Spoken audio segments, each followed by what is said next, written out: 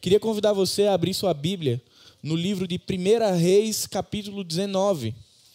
Tanto na fala de Tacinha quanto na fala do pastor Marcelo, eles trouxeram um fato que já existe no coração do homem, que é o adoecimento, o sofrimento, e que muitas vezes nos leva para caminhos tortuosos. E é sobre isso que nós vamos conversar nessa manhã. Iremos conversar sobre abismos do coração. Momentos em que nossa vida vai recebendo tanta pancada do mundo externo, que isso muitas vezes vai nos empurrando devagarzinho, e quando nós menos percebemos, a gente acabou pegando um atalho, ou muitas vezes a gente já está ali na beira do precipício e não percebeu.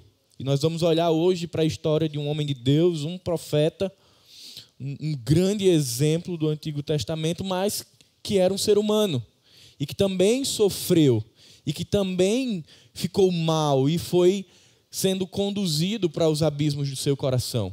1 Reis, capítulo 19, nós vamos ler do verso 1 ao verso 8.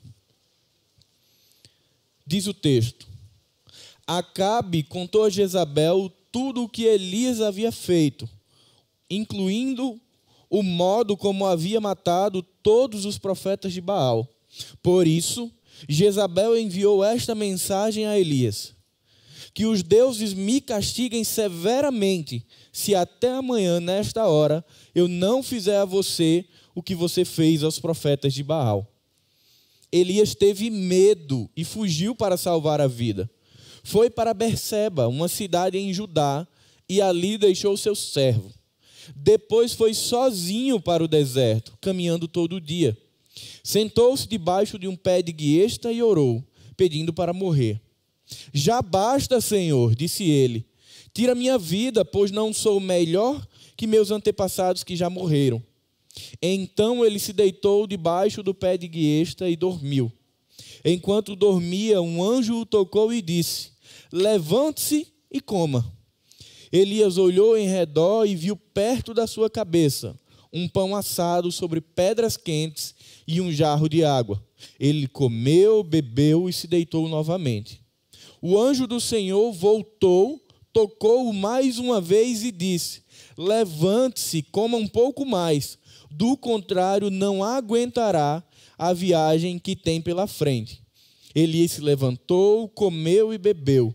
E o alimento lhe deu forças para uma jornada de 40 dias e 40 noites até o Monte Sinai, o monte de Deus. Pai bendito, nós queremos te agradecer, Senhor, porque temos o privilégio de fazermos parte da família do Senhor. Queremos te agradecer, Senhor, porque temos livre acesso às Escrituras e porque podemos nos deleitar nelas, Pai. Queremos te pedir que a tua palavra ela seja pregada aos nossos corações nessa manhã e que o teu Espírito ilumine nossas mentes para entendermos a revelação da tua palavra e para sermos ensinados e transformados pelo poder das Escrituras. É isso que nós te oramos em nome de Jesus. Amém. Quem diria? Um homem da envergadura de Elias, um grande profeta da antiga aliança, tão sofrido, tão machucado, tão triste, tão abalado, que ora a Deus pedindo para morrer. Muitas vezes nós pensamos que cenas como essas são associadas à fraqueza ou à incredulidade, falta de fé, e não é isso.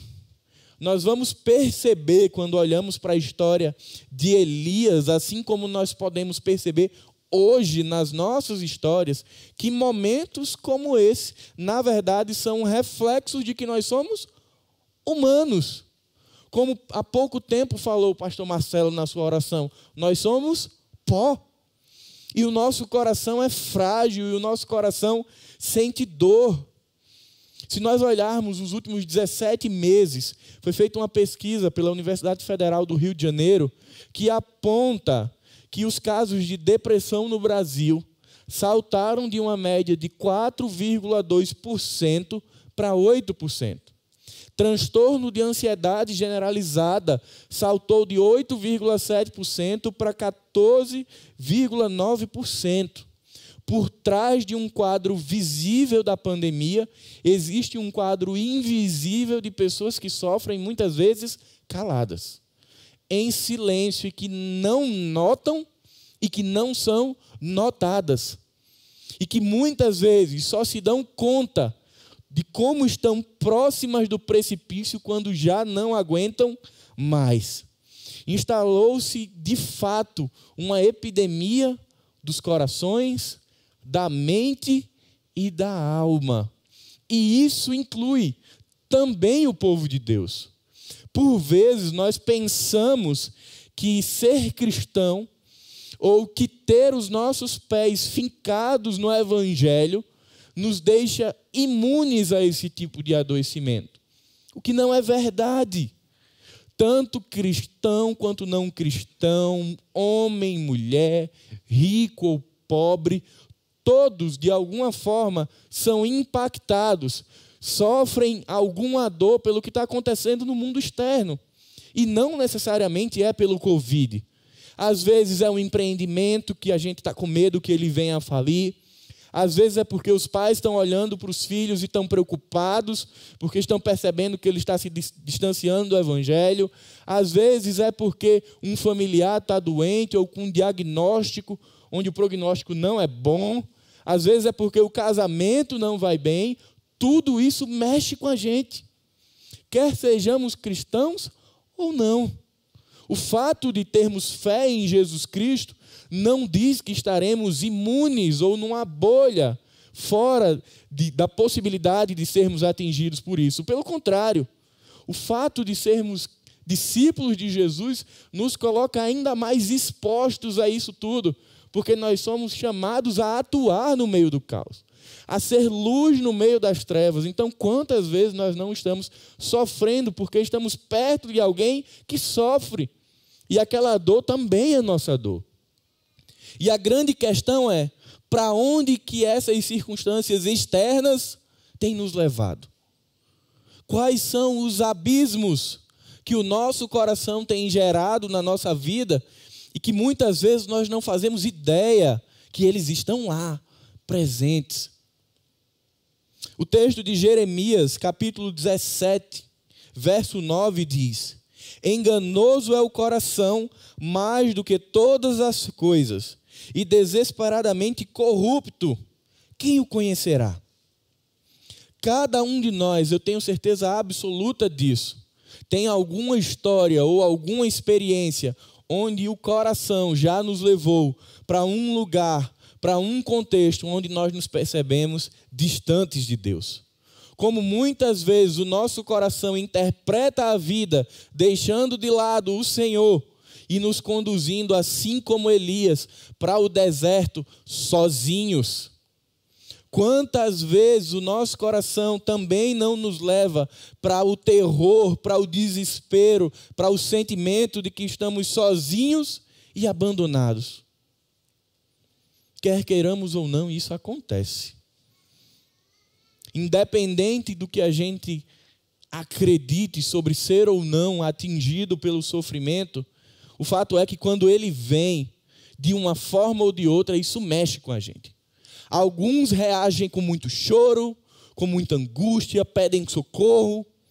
Outros reagem calados, sozinhos, sofrendo sem que ninguém perceba. Mas todos são machucados por isso. E é exatamente isso que está acontecendo com Elias.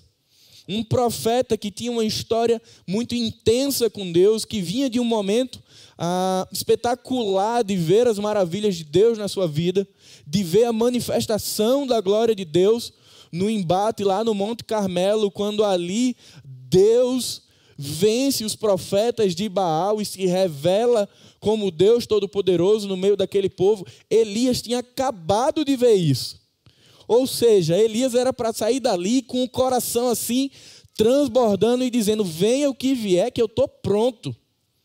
Mas não precisa de muito tempo para que numa pancada, e nós vamos perceber que não é só por essa pancada, mas pelo acúmulo de pancadas, essa que vem quando Jezabel diz: olha, Elias, amanhã, neste mesmo horário, você vai estar morto. Isso mexe com Elias. E o texto vai dizer que Elias vai embora, ele fica com medo, ele fica aterrorizado. Imagine você receber uma informação de que até amanhã você estará morto. Será que nós reagiríamos diferente de Elias ou teríamos uma reação tão previsível e tão natural quanto a dele?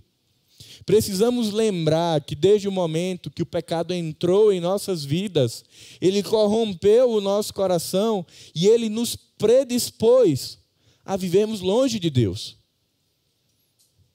O cenário ideal é que medo, angústia nos aproximassem de Cristo, justamente por percebermos que somos humanos e fracos. Mas, infelizmente, esse coração que é enganoso, ele simplesmente embaça as nossas vistas, recalca as nossas memórias e faz com que a gente perda de vista a presença de Deus do nosso lado. Agora, somemos a isso o fato de um coração enganoso, frágil, somemos a isso 17 meses de pandemia. Somemos a isso mais de 500 mil mortos. Somemos a isso famílias que foram desestruturadas porque o negócio quebrou, porque o emprego agora está faltando, porque perderam pessoas e estão enlutadas. Somemos a esse coração toda essa realidade e respondamos a uma pergunta: onde é que o nosso coração tem nos levado? Para onde é que o nosso coração tem conduzido as nossas vidas? E hoje, onde é que o nosso coração nos deixou? Não se engane. O fato de estarmos no templo não impede de estarmos no precipício. Elias tinha o povo de Israel perto dele, ainda que numa relação muito difícil, porque o povo estava prostituído espiritualmente. Mas Elias não estava sozinho no mundo, ele tinha pessoas com ele.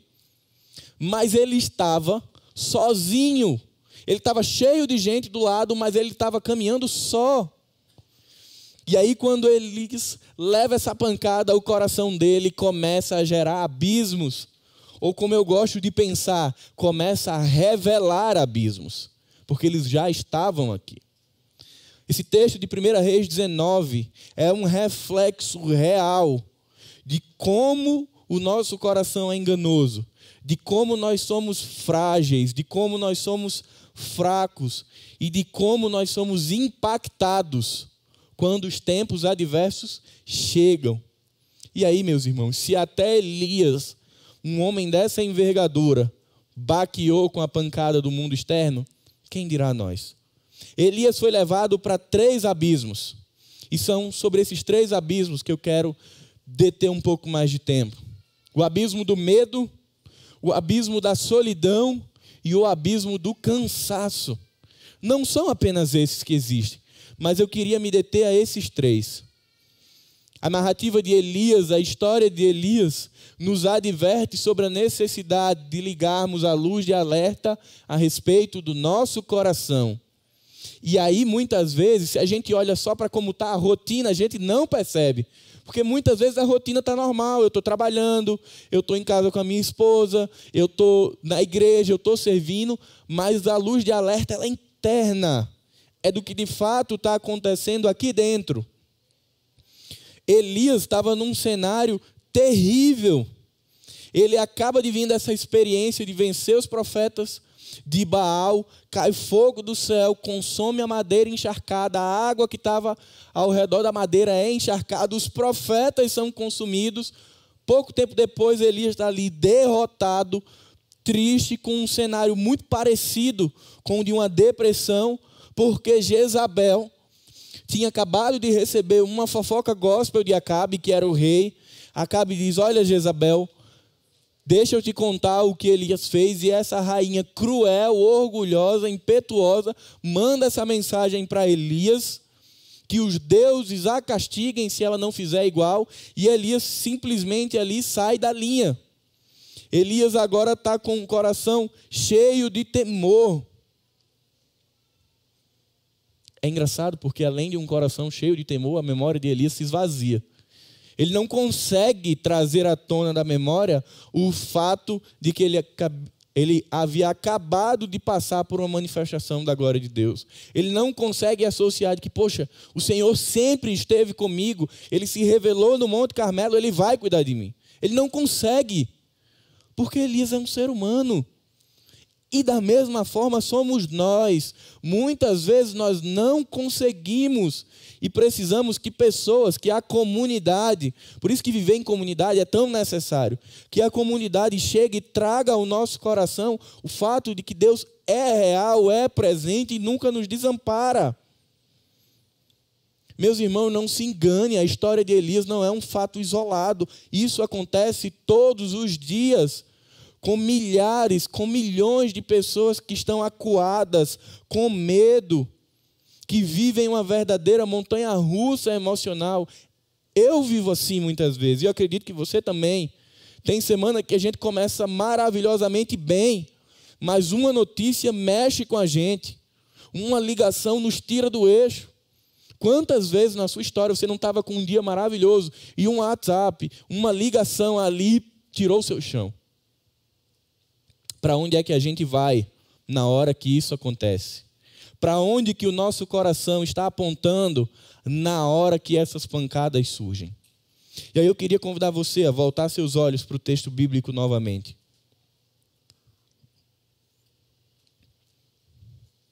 Primeiro abismo é o abismo do medo. Elias recebe a notícia de que ele vai morrer.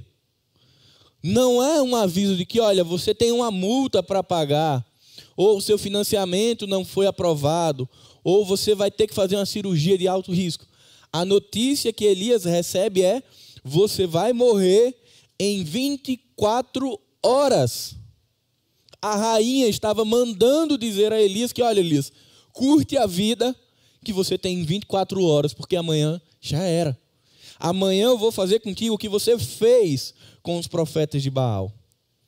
Quando eu olho para o texto e vejo Elias correndo, eu fico imaginando, eu acho que eu faria a mesma coisa. Provavelmente eu teria uma reação bem parecida com a de Elias. Preciso ir para o lugar mais longe possível para que Jezabel não me encontre. E é exatamente isso que Elias faz.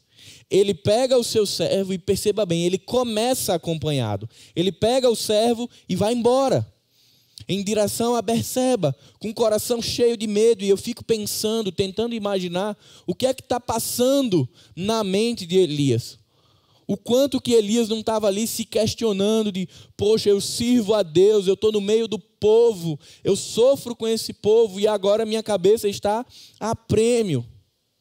E talvez você pense, ter medo é normal. E é verdade. Ter medo é normal. A grande questão de Elias não é porque ele temeu. Esse não é o problema. Ter medo é até bom, porque nos dá senso, nos dá bom senso do que fazer. A grande questão é para onde o medo nos leva. É em que direção o medo aponta. Eu sou medroso. Já começa por bichinhos, aqueles que voam, sabe? Que eu não gosto nem do nome. Se ele aparecer, eu estou indo embora. Niele, socorro. Porque lá em casa é ela que... Esse bicho é ela que dá conta. Mas a gente é medroso. Na hora que eu estou com medo, eu quero ir o mais longe possível daquele bicho voador. Eu digo, Niele, ela corre para um lado e para o outro, mas é com ela. E na hora que o medo é da alma? Para onde a gente corre e por quem nós gritamos? A grande questão é que Elias não recorre a Deus.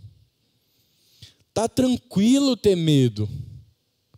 O que não está tranquilo é não clamar a Deus na hora do medo.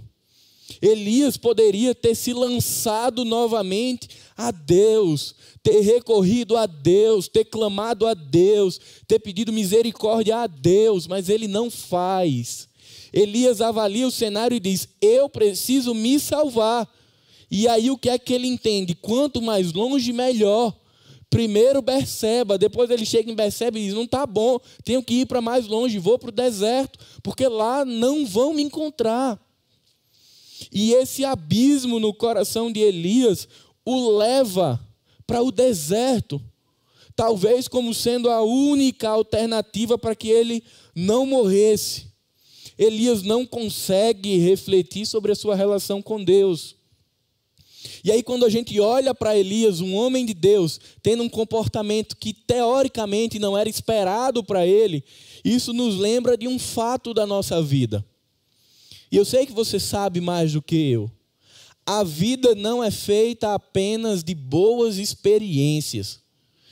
Tem momentos em que a gente está cheio de amigos leais e sinceros, que estamos com empregos estáveis e bem remunerados, com casamentos sólidos, cônjuges fiéis, vidas saudáveis, projetando uma velhice feliz e estável, e está tudo massa. Mas nessa mesma vida vão ter temporadas, vão ter estações, onde a gente não vai ter nada disso. Onde a gente vai ter frustração com os nossos amigos, decepções com os nossos amigos, onde dinheiro vai estar escasso, a saúde não vai estar boa, o casamento está desajustado. E aí a grande questão é, para onde correr, para onde ir nessa hora? A nossa vida sempre vai ter esses dois momentos.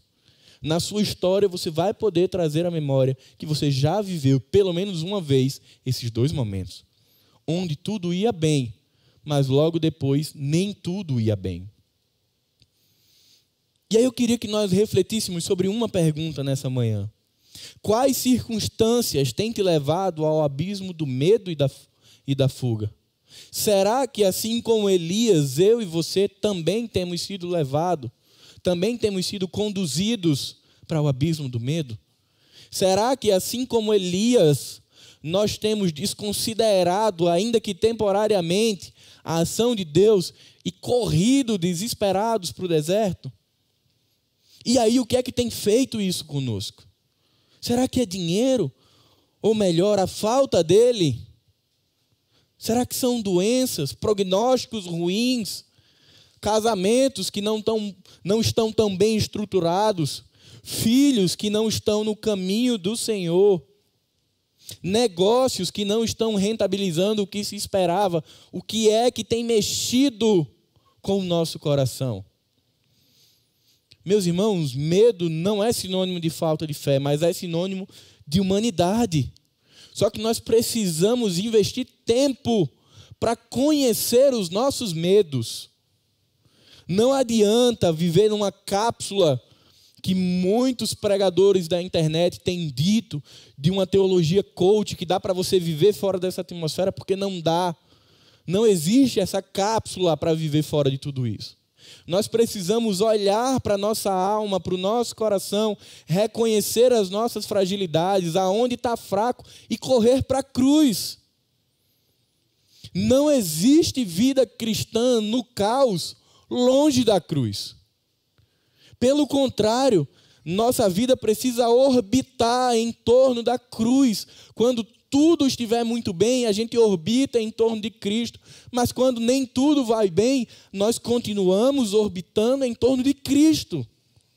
E aí, quando o medo vem, e ele vai vir, a gente está ali perto, coladinho, aonde nós deveríamos estar. E aí a gente pode passar por crises semelhantes a essa de Elias, numa outra perspectiva, entendendo que a vida é dura, cheia de adversidades, mas que nós não estamos desamparados. Entendendo que o tempo inteiro Jesus esteve, está e sempre estará ao nosso lado. Seja nos momentos em que nossa fé está revigorada, seja nos momentos onde estamos cheios de convicções, ou seja nos momentos que a gente está ali bem capenga, sofrido, cheio de dúvida e de medo. Quando nós caímos no abismo do medo, somos tomados por insegurança, somos tomados por imaturidade espiritual, somos tomados por atalhos em nossas vidas. E aí vem o segundo abismo, que é muito natural a quem está com medo, em quem está desesperado. O segundo abismo é o abismo da solidão. Lembra, volta seus olhos para o texto. Elias, verso 3. Elias teve medo e fugiu para salvar sua vida. Foi para Berseba, uma cidade em Judá, e ali deixou seu servo. Lembra disso. Elias recebe a notícia, o coração dele desmorona. Medo, pavor. Elias diz, vamos embora. Chama o servo e vai. O texto não relata o que é que Elias estava pensando no trajeto até chegar em Berseba. Mas algo acontece no coração desse homem que ele sai acompanhado, mas quando chega em Berseba, ele parte sozinho rumo ao deserto. Os exegetas vão trazer algumas possibilidades de que Elias foi movido por um sentimento altruísta e queria preservar o seu servo. É lindo, maravilhoso. Não compactuo com essa visão. Outros dizem que Elias queria um momento de solitude com Deus para derramar o seu coração. Não é isso que ele faz quando ele deita embaixo do pé de guiesta. Outros dizem que Elias só queria ficar sozinho mesmo para sofrer e para chorar. É a parte mais dramática de Elias, né? Estou com medo e estou sozinho. Esse é o segundo abismo do coração de Elias. A solidão. Infelizmente, após o pecado, nossa natureza, que foi formada de maneira comunitária, porque o nosso Deus é um Deus trino, comunitário. Após o pecado, nós temos muitas vezes uma tendência a querermos viver sozinhos. Quando eu falo sozinho, não é só um não, às vezes é a família. Vivo aqui só eu e minha família. E isso acontece com Elias, essa tendência natural. Na hora do medo, na hora da pancada, ele parte sozinho para o deserto. E o texto vai dizer que Elias caminha o dia todo. Eu não sei se vocês perceberam, mas essa semana o calor de Natal estava torando. Não tinha ar-condicionado que desse jeito. Agora você imagine, eu não sei, mas o sol ali cozinhando a cabeça de Elias, com sede, com fome, com medo e sozinho. Ele não tinha ninguém com quem dividir a sua tristeza, a sua angústia. O texto não diz porque Elias fez isso. Mas hoje, infelizmente, muitos de nós reagimos da mesma forma. Na hora da dor, eu quero ir para a caverna e eu vou ficar lá sozinho e Deus vai se revelar assim. Pode ser que ele faça. Se a gente continuar lendo o capítulo 19, isso vai acontecer com Elias. Mas isso não é uma regra. Isso é um momento particular de Deus com o profeta. Via de regra, a Bíblia nos aponta para um estilo de vida que é relacional, para mandamentos que são o tempo inteiro recíprocos. Amai uns aos outros, cuidai um dos outros, suportai uns aos outros, confessai uns aos outros, perdoai uns aos outros. Isso implica não estar sozinho. E aí quando a gente envereda pelo deserto, sem a comunidade, a gente está fadado a um caminho muito parecido com o de Elias. Mas aí as pessoas têm resposta. E diz assim, não pastor, eu quero ter um momento de solitude, um momento de disciplina espiritual. Às vezes nem sabe o que é isso. O que na verdade está querendo é solidão para ficar sozinho, sofrendo, porque não quer expor a fraqueza do coração. Porque sofrer comunitariamente envolve se expor. Envolve levantar a mão e dizer assim, eu não dou conta sozinho, me ajuda. E muitas vezes o egoísmo não deixa. A falsa ideia de que somos fortes não nos deixa fazer isso. E aí vem essas explicações de que eu não compartilho com ninguém porque eu tenho vergonha, porque eu tenho feridas emocionais e não quero que as pessoas levem parte do meu peso. Meus irmãos, isso não é o Evangelho. Não é. O Evangelho é uma pessoa segurando a onda da outra. É uma pessoa que pega pelo braço e vão os dois mancando. Mas o Evangelho, necessariamente, ele é comunitário, não é de isolamento. Isso que Elias faz de ir para o deserto completamente sozinho e desconectado do mundo, leva ele para um buraco ainda mais profundo. Deixa Elias na beira do precipício. Elias está diante de um abismo e ele não percebe. Você pode e deve ter momentos de solitude, onde intencionalmente você vai ficar recluso para ter um tempo com Deus. Mas tem início e tem fim e tem propósito. Isso é a disciplina da solitude. Talvez você passe 1 dia, 2 dias, 3 dias, mas muito bem intencional. A solidão, ela corrompe o coração humano e ela muitas vezes ela se estabelece como um estilo de vida. Muitas pessoas são extrovertidas, comunicativas, cheias de amigos, mas vivem num isolamento de coração. Não dividem a dor com ninguém, mas querem ser refúgio para a vida de outras pessoas. Mas não querem amparo para o seu próprio coração. Infelizmente, muitas vezes dentro da igreja temos pessoas que estão sozinhas. E elas às vezes estão aqui, nas células, mas sós. É aquela pessoa que nunca está mal, ela sempre está bem. Porque o sofrimento é particular, mas a alegria é coletiva. Nada a ver com o evangelho. Sofrimento e alegria são coletivos. Estejamos atentos a essas pessoas que sofrem, que estão sempre muito bem. Provavelmente, meu irmão, ela está sozinha e ela não compartilha a dor dela. E aí é nosso papel enquanto igreja, discípulos, estar ali perto, cutucar. Olha, não é possível que sua vida seja tão boa. Não é possível que você não passe por problemas. Às vezes ela precisa de alguém para literalmente cutucar ela, confrontar ela, de que ela precisa abrir o coração. Não deixe para viver uma vida relacional apenas quando seu casamento está desabando. Não deixe para buscar a comunidade apenas quando seu filho estiver perdido.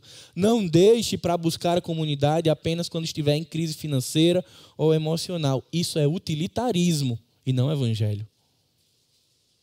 Viva a igreja, viva a comunidade, a coletividade, todos os dias. E não só quando você estiver mal. Jesus não é remédio que a gente bota numa prateleira e a gente só toma quando está precisando. Igreja, corpo de Cristo, orgânica, também não é remédio para ficar na prateleira para quando eu estiver doente. Ela é para ser vivida todos os dias como um estilo de vida. E vai ter dia que a gente vai estar celebrando, exultando de alegria, e vai ter domingo que a gente pode estar aqui chorando de tristeza, mas juntos. Isso é igreja, isso é a perspectiva do evangelho, que não é utilitarista, mas é relacional. E aí eu queria falar sobre algo muito específico, e aqui é para quem faz parte da nossa comunidade. Nós somos uma igreja que se relaciona através das células. Temos muita gente vivendo fora de célula. E isso me preocupa demais. Quem é que está com essas pessoas? Essas pessoas que estão fora de células, quem vai ampará-las no dia que tomar uma pancada como Elias tomou? Quem é que vai chorar com elas no dia de uma notícia triste? Quem é que vai levantá-las pela mão no dia que elas estiverem desamparadas porque se lançaram no abismo do medo? Me preocupa como muitas pessoas da nossa comunidade vivem fora de célula e não se preocupam. Meus irmãos, me permita dizer uma coisa: se você está fora de célula, você está na beira do precipício. Se você está fora da célula, você está diante de um abismo. Ah, pastor, a única forma de se viver o evangelho é através das células? Não. Mas eu conheço poucas pessoas que não estão em célula e vivem em igreja. Conheço poucas pessoas. Assim como conheço aquelas que estão em célula e ainda não estão conectadas com a célula, mas estão lá sendo cuidadas, restauradas. Como nós temos aprendido, reforce. Restaurar, formar e servir dentro da célula. Eu gosto de brincar que o culto dominical, nós só vemos a nuca um dos outros. Na célula, nós vemos a alma. Na célula, a gente chora. Na célula, a gente confessa pecado. Na célula, a gente fala de depressão, de tentativa de suicídio, de divórcio. Ali a gente conhece mais do que nomes. É na célula que, quando a gente vive dessa forma, a gente não vive sozinho. Talvez o meu fim de semana ou o seu seja até super agitado, cheio de atividade, de resenha, você não para quieto. Mas sempre pensa, quem vai te estender a mão na hora que tudo isso não estiver funcionando? Para onde você vai correr na hora da angústia? O segundo abismo, ele nos chama a um compromisso. Procure uma célula para se congregar, para fazer parte, para se entregar, antes de cair do abismo, antes de cair do precipício. Nós estamos aqui, se você cair, a gente vai lá lhe pegar. Não tenha dúvida disso. Se você estiver todo quebrado, todo machucado, a igreja vai, em amor e compaixão, trazer você de volta. Mas você não precisa cair. Você não precisa se arrebentar do precipício para que a gente vá lá te buscar todo machucado, porque você pode evitar cair do precipício se você entender que você precisa fugir do abismo da solidão. Elias parte para o terceiro abismo, muito provavelmente porque, além do medo, ele estava potencialmente machucado pela solidão. Elias não tinha com quem falar, e o texto diz que ele não fala nem com Deus a respeito disso. E quem está só, muitas vezes, está com problema até de falar com Deus. O convite é que você entenda isso como uma palavra de amor, de cuidado, de zelo pela sua vida, e procure as células para viver dessa forma. O terceiro abismo, o abismo do cansaço. O texto continua e diz, verso 4, depois foi sozinho para o deserto, caminhando o dia todo. Sentou-se debaixo de um pé de guiesta e orou, pedindo para morrer. Já basta, Senhor, disse ele, tira minha vida, pois não sou melhor que meus antepassados que já morreram. Elias está cansado. Na verdade, ele está mais do que cansado. Ele está exausto, zerou. Sabe aquele dia que você acorda e não tem força, não tem energia para nada, você não quer fazer nada? É assim que Elias estava. Zero energia. Não tinha nem Gerovital para ele tomar, para ser uma bomba energética. Tinha nada. Elias deita debaixo da guiesta e repara como foi a oração de Elias. Elias não orou, Senhor, revigora minhas forças. Senhor, se manifesta com poder e glória na minha vida. Elias não faz essa oração, porque nem força para orar Elias tinha mais. Elias está tão zerado emocionalmente que ele diz, Senhor, já deu, basta. Tira a minha vida. Morrer para Elias era a solução. E isso é o que há de mais esquisito no texto. Porque se você lembrar no verso 1 e 2, Elias está fugindo porque está com medo de morrer. Só que aí ele chega para Deus e diz, Senhor, eu quero morrer. E eu fiquei olhando para o texto e dizendo, eu preciso bater um papo quando chegar na eternidade com Elias para entender isso. Ele foge para não morrer, mas quando chega diante de Deus, ele pede para morrer. Provavelmente existia aqui uma atmosfera de preocupação de Elias para não envergonhar o seu Deus. Ele desde o início já estava querendo morrer. Ele só não queria morrer pela espada de Jezabel, porque isso poderia tornar o nome do Senhor envergonhado entre as nações. Então ele sai de lá já querendo morrer, só que ele quer morrer pela mão do seu Deus. Elias estava cansado de sofrer e de persistir e de insistir. A vida de Elias não começa a ficar difícil agora. Ela já estava difícil. Elias estava vendo, antes lá do Carmelo, profetas do Senhor serem mortos. Elias estava vendo isso acontecer e ele também era um profeta. Então, provavelmente, Elias sabia que um dia a conta dele também iria chegar. Elias estava vendo o povo se prostituir espiritualmente com outros deuses. E isso entristecia o coração do profeta. Elias percebia que o povo já não o reconhecia como uma autoridade dada por Deus. Jezabel, meus irmãos, é a cereja do bolo. É a gota que faz o copo transbordar. Elias não pede para morrer porque ele está com medo da ameaça de Jezabel. Olha o verso 10 comigo. 9 e 10. Ali encontrou uma caverna onde passou a noite. Então o Senhor lhe disse: o que você faz aqui, Elias? Ele respondeu, olha bem a resposta de Elias: tenho servido com zelo ao Senhor, o Deus dos exércitos. Contudo, os israelitas quebraram a aliança contigo, derrubaram teus altares e mataram todos os teus profetas. Sou o único que restou e agora também procuram me matar. Esse é o motivo que Elias estava exausto. Ele estava vendo os profetas morrerem, ele estava vendo os altares de Deus serem destruídos e substituídos por altares pagãos. E aí quando vem Jezabel, é aquela última gotinha que bate no copo e transborda. Elias está pedindo para morrer porque ele não aguentava mais esse cenário. E aí se você voltar a 1 Reis e ler do capítulo 1 ao capítulo 19, em nenhum momento o profeta trata sobre esses assuntos com Deus.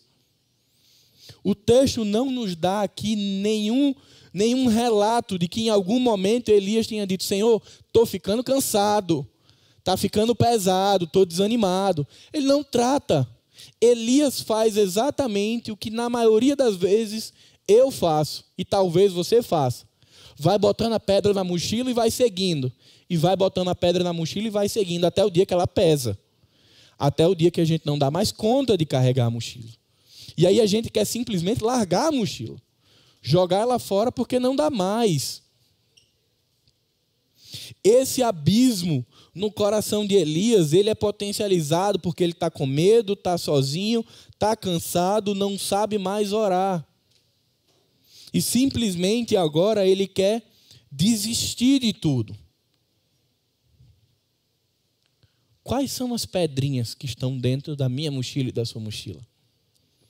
Qual foi a última vez que conversamos sobre Deus, sobre cansaço, sobre fadiga? Ou, Deus, eu estou com pouca força para seguir na jornada. Cuidado com o terceiro abismo, cansaço. Nós que estamos hoje aqui, estamos imersos na cultura de que nós podemos tudo, damos conta de tudo e que temos sempre alta performance. E isso é mentira. Tem momentos em que nós damos conta de muitas coisas, tem momentos em que temos alta performance, mas tem momentos que a gente não está aguentando fazer nada. Tem momento que, como quem é nordestino vai lembrar, que a gente tem que pedir arrego. Que a gente tem que dizer: olha, você pode fazer isso, irmão? Me perdoa, mas eu não posso. Eu estou tão mal que eu estou precisando ser cuidado. Eu estou tão fraco que eu mal estou dando conta da minha vida. Inclusive, você pode cuidar de mim? Quantas vezes Paulo faz isso? Tenho dificuldade. Às vezes só vou pedir ajuda quando eu já estou cansado. Mas será que sou apenas eu que sou assim? Ou muitas vezes essa cultura externa do que dá conta de tudo também não está nos levando para a beira do precipício. Até aquele momento, Elias não tinha tratado com Deus. Na primeira oportunidade, ele joga tudo. Meu irmão, se você está cansado, se você está exausto, busque a Cristo e troque o fardo. É isso que ele diz. Troca o fardo. Essa mochila pesada, cheia de angústia, de dor, de sofrimento, de mágoa, é para ser trocada com Jesus, porque o fardo dele é leve. Responda ao seu coração: qual fardo que você chegou hoje de manhã? Com o de Cristo ou com o seu? Qual a mochila você chegou nessa manhã? Aquela que está repleta de graça, misericórdia, compaixão? Ou aquela que está cheia de preocupação com os boletos que estão vencendo, porque amanhã já é 30?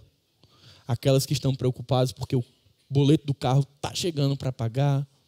O que é que está dentro da sua mochila? Lembre-se e tome muito cuidado, assim como eu preciso tomar, com os 3 abismos do coração: medo, solidão e cansaço. Mas a mensagem não termina aqui. O Senhor não permite que a história termine com Elias no abismo. E aqui vem um momento que para mim é a apoteose do texto. Queria convidar você novamente. A partir do verso 5. Então ele se deitou debaixo do pé de guiesta e dormiu. Enquanto dormia, um anjo o tocou e disse: levante-se e coma. Elias olhou ao redor e viu perto da sua cabeça um pão assado sobre pedras quentes e um jarro de água. Ele comeu, bebeu e se deitou novamente. O anjo do Senhor voltou, tocou mais uma vez e disse: levante-se e coma um pouco mais, do contrário não aguentará a viagem que temos pela frente. Quando Elias está ali zerado, com medo, sozinho, cansado, o Senhor é a resposta para esse homem. Glória a Deus, porque nós vemos um Deus que se importa conosco.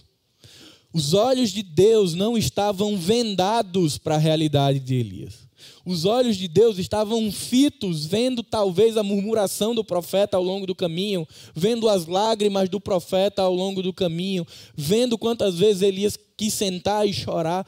Deus estava ali cuidando de Elias, e no momento que ele mais precisou, o anjo do Senhor é revelado a Elias, permite que Elias durma, descanse. Quando ele acorda a primeira vez, existe pão assado quentinho. Eu não sei, mas eu acho que tinha uma manteiguinha para ele passar. E água. E o anjo do Senhor acorda ele e diz: meu filho, coma. Elias come, bebe, só que ele continua cansado. O anjo permite que Elias durma novamente, porque ele precisa descansar mais. Ele acorda, ele é acordado pelo anjo, que novamente lhe oferece pão assado quentinho e um jarro de água. E aí vem para mim o que é mais impressionante. Elias, come, beba e descanse, para que você possa dar conta da jornada de 40 dias e 40 noites, que levará Elias a uma caverna, na qual Elias, e aí fica para um outro momento, ele enxerga o Deus revelado na sua vida. Meus irmãos, eu não sei como você chegou aqui nessa manhã. Eu não sei qual abismo existe no seu coração. Eu não sei se você chegou aqui cheio de medo, cheio de temor, cheio de dúvidas.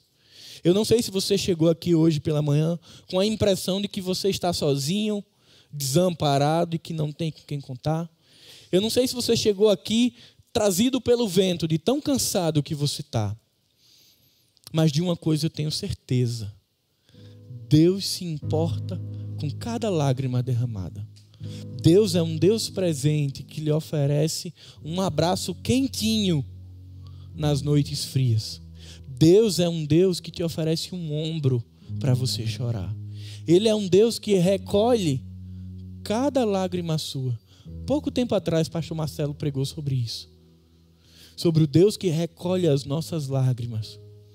Você serve a um Deus que se importa com você.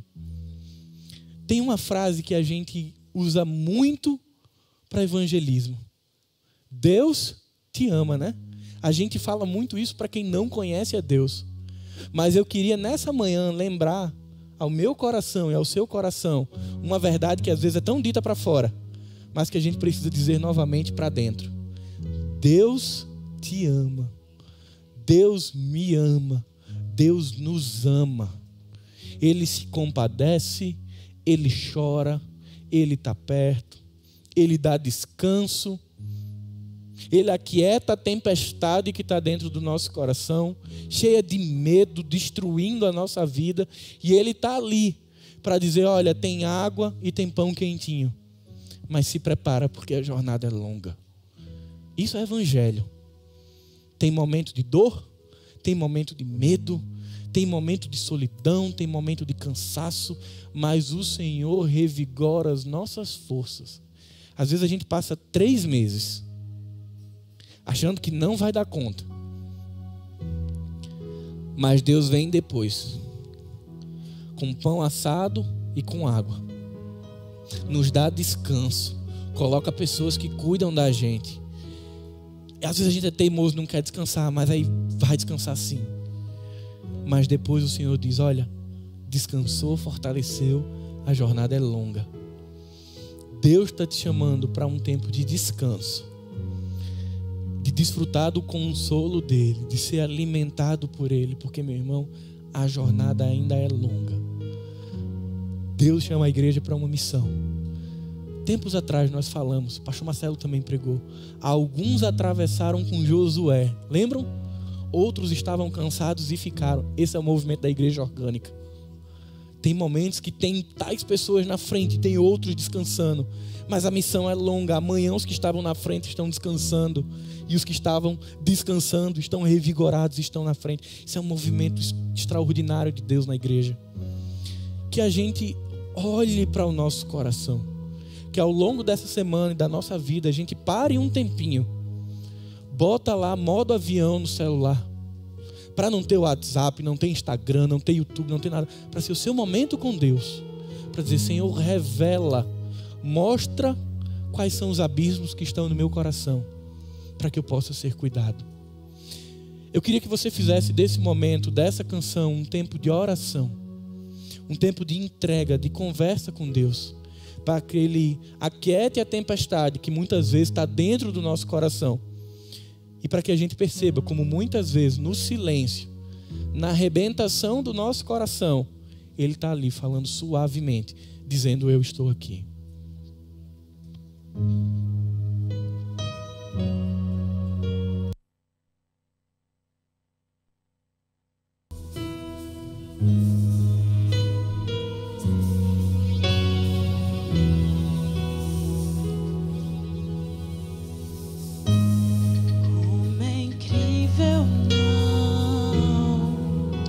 Consigo explicar como você consegue, no meio do silêncio, ao meu coração falar.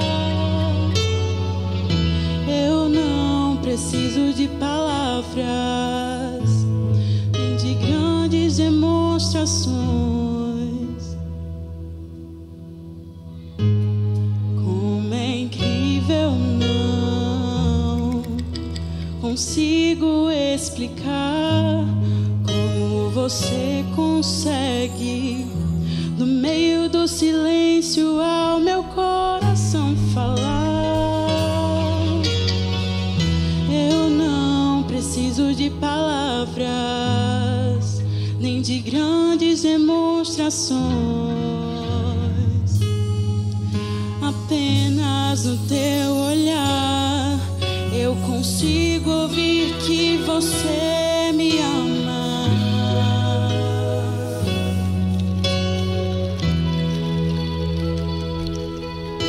E quando estamos a sós, minha cabeça no teu peito faz silenciar todos os medos dentro de mim.